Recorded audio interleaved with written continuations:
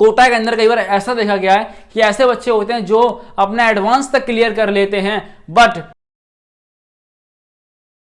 Hello students, आज की video में भी बात करें कि हम जेई पर फोकस करें या फिर हम बोर्ड पर फोकस करें। बहुत ज़्यादा कई बच्चों के लिए कंफ्यूजिंग हो रहा है, तो इस वीडियो में मैं एक पूरे अच्छे तरीके से मैं क्लियर कर दूंगा। तो before we start the video, सबसे पहले आप सभी को इस टाइम पर बोलना चाहूँगा कि अपनी तबीयत का ध्यान सबसे ज़्यादा रखना, बिकॉज इस टाइम पर सर्दियाँ और अगर ये टाइम आप हो सकता है किसी भी कैटेगरी में हो, अगर ये टाइम आपका वेस्ट हो जाएगा तो बहुत इंपॉर्टेंट टाइम है भी आपके लिए, इसको वेस्ट नहीं करना है। सबसे पहले मैंने क्या किया है, मैंने दो टाइप में स्टूडेंट्स को डिवाइड करा हुआ है, ठीक है। अब आप बताना कमेंट में आप किस टाइप के स्टूडेंट्स हो।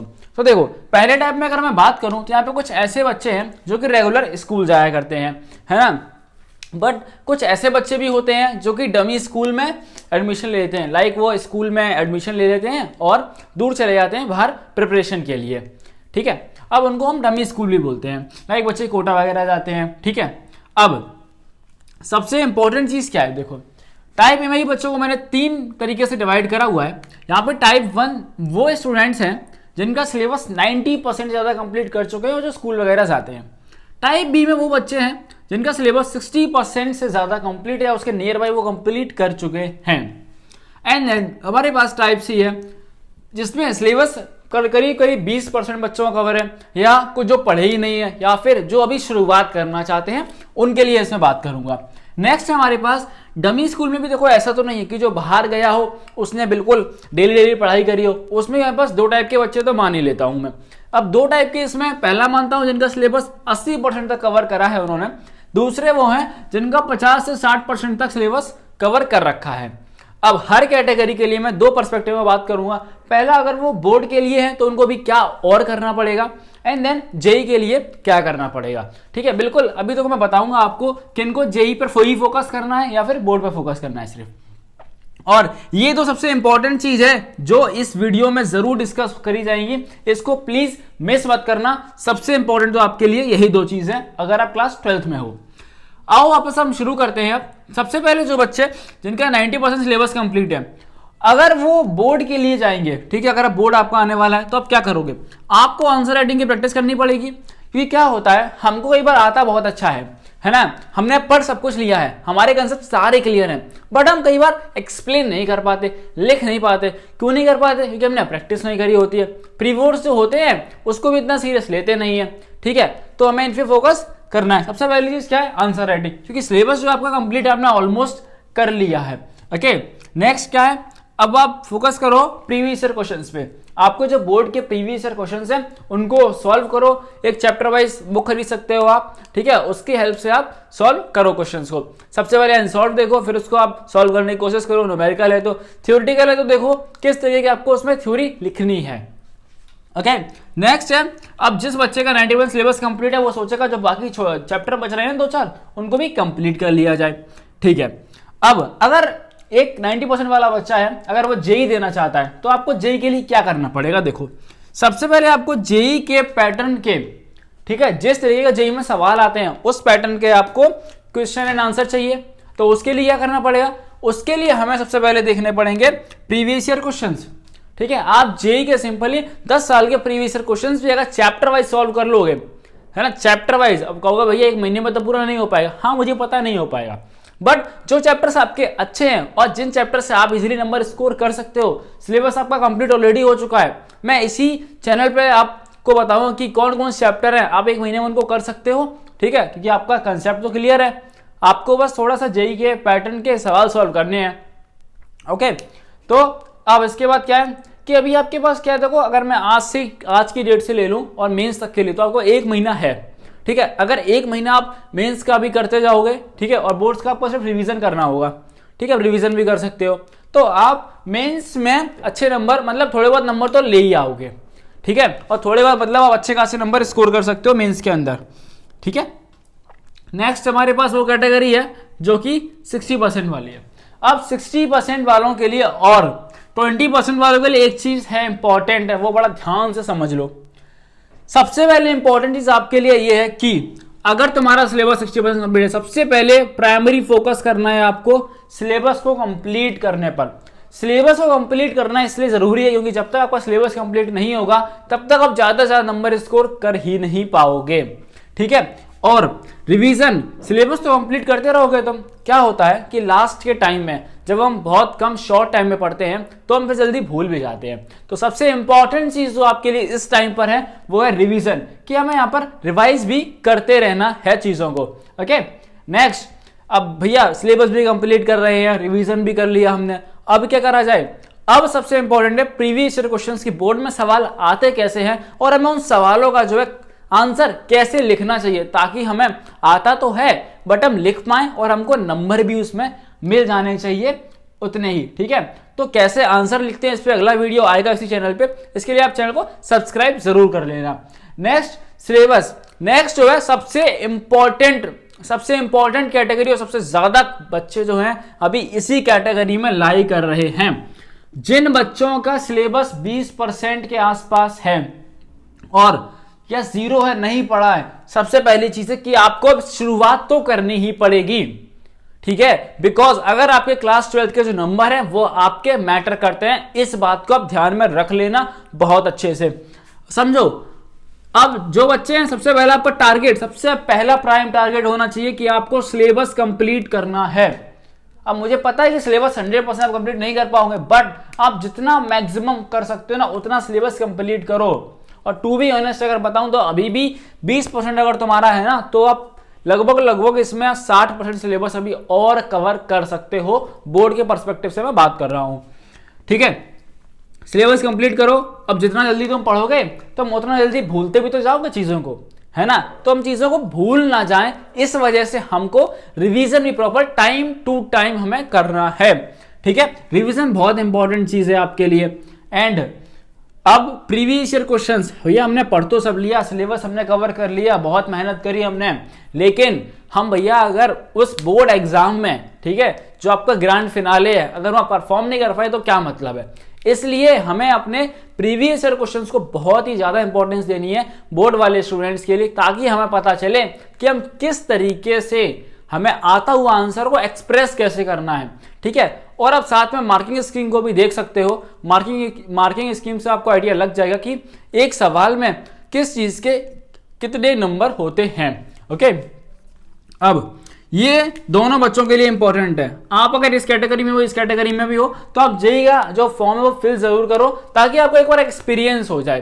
ठीक है, आपको वहां पे जो आए वो लगा देना, नहीं आए कोई बात नहीं। ठीक है, अब अगर नहीं भी आता तो मैं, अगर आप लोग भी इसमें चाहो कि लाइक जो आप चैप्टर कवर कर रहे हो, ठीक है, तो मैं आपको बताऊंगा कि कौन कौन से चैप्टर जो कवर कर लो जिनसे श्योर शॉर्ट सवाल आना ही है, तो आप अपना बोर्ड का भी कर लोगे और जेईई में भी कुछ ना कुछ नंबर आपके आ ही जाएंगे।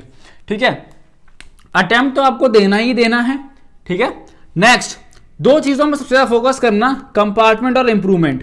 देखो क्या होता है कि जेईई का एग्जाम देने के लिए एक एलिजिबिलिटी क्राइटेरिया होता है। एलिजिबिलिटी क्राइटेरिया क्या होता है कि आपके क्लास 12 में 75% नंबर ही होने चाहिए। ठीक है, अब ये ऑन अ सेफर साइड की बात कर रहा हूं, बिकॉज इस बार तो जेईई मैंने चलो लगा दिया है, हम इसको अपोज कर रहे हैं, नहीं लगना चाहिए, क्योंकि इसमें ऐसे बच्चे भी हैं जो कि ड्रॉपर हैं अभी। ठीक है, वो एक अलग पूरा केस है, बट जो हम प्रॉपर बात कर रहा हूं मैं, जेईई का यही क्राइटेरिया है, 75% आपके क्लास 12 में होने ही चाहिए।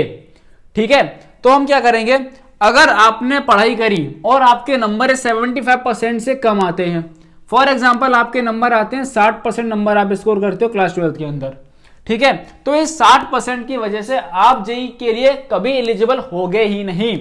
और फिर आपको क्या करना पड़ेगा, आपको एक साल अपनी बर्बाद करनी पड़ेगी, आपको अपनी पूरी एक साल बर्बाद करनी पड़ेगी। और नेक्स्ट ईयर आप दोगे इंप्रूवमेंट का एग्जाम। किसका एग्जाम दोगे, इंप्रूवमेंट का। ठीक है, और इंप्रूवमेंट के एग्जाम देने के बाद तब आपको जेईई मेंस एग्जाम दे पाओगे। समझ गए, हो सकता है कि तुम्हारी जेईई मेंस के जो सवाल है ना वो तुम सॉल्व कर लेते हो, बट अगर तुम्हारे बोर्ड में नंबर नहीं है तो फिर कुछ मतलब नहीं रह जाएगा, ये बात समझ लो। ठीक है, और भैया भी कंपार्टमेंट क्या होता है, कंपार्टमेंट का मतलब होता है फेल होना। अगर आप किसी भी सब्जेक्ट में, अगर तुम किसी भी सब्जेक्ट में कंपार्टमेंट लग जाती है ना तुम्हारी, तो आपको उस कंपार्टमेंट का एग्जाम देना पड़ता है कितने महीने बाद, वो आपका जब रिजल्ट आता है ना उसके 2 से 3 महीने बाद आपका एग्जाम होता है कंपार्टमेंट का, ठीक है, 2 से 3 महीने के बाद। लेकिन कई बच्चे क्या करते हैं, कई बच्चों का उसमें भी कंपार्टमेंट लग जाती है और फिर उनको वो अगली साल एज ए इंप्रूवमेंट का एग्जाम देना पड़ता है।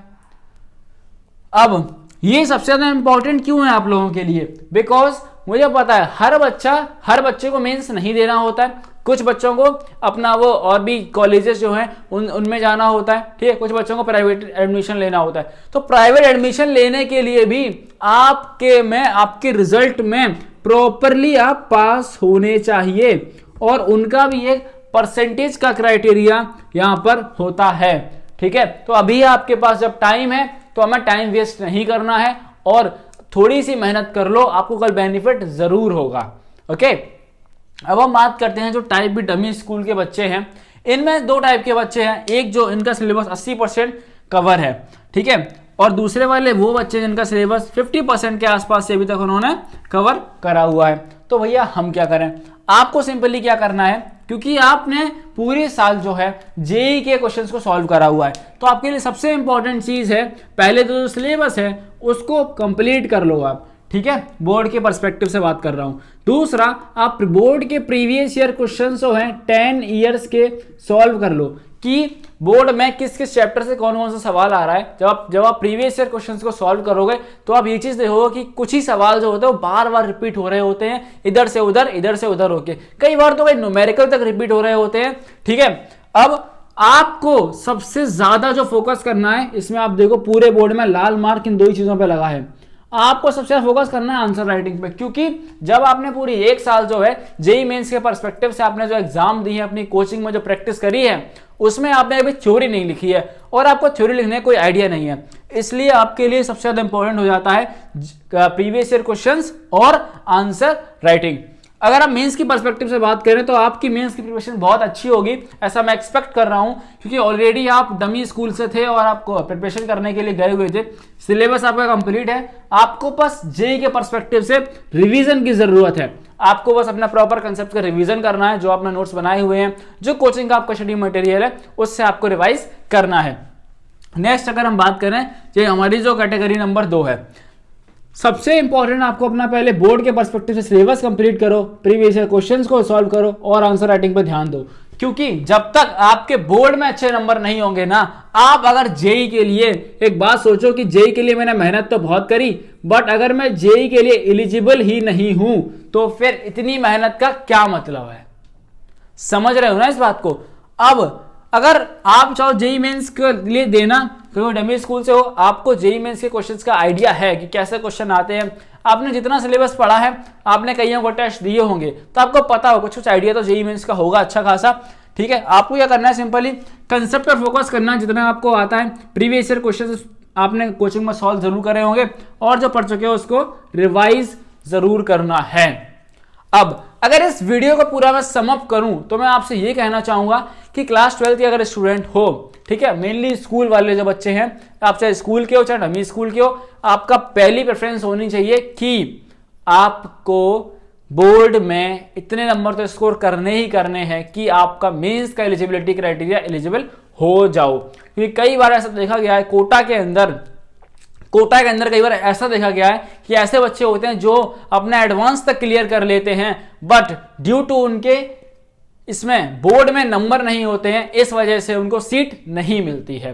तो आप भी ऐसी गलती ना करें और उम्मीद करता हूं ये वीडियो से आपको कुछ ना कुछ जरूर आपके लिए वैल्यू ऐड भी होगी। तो इस वीडियो को लाइक कर देना और साथ में अपने दोस्तों तक शेयर जरूर करो, चैनल को सब्सक्राइब कर देना, ताकि आपको अगली वीडियो जो है आंसर राइटिंग पे आने वाली है, किस तरह हम आंसर लिखेंगे, ताकि आप अपने जो राइटिंग की टेक्निक्स हैं उनसे आप maximum number of marks score कर सके अपने बोर्ड एग्जामिनेशन के अंदर।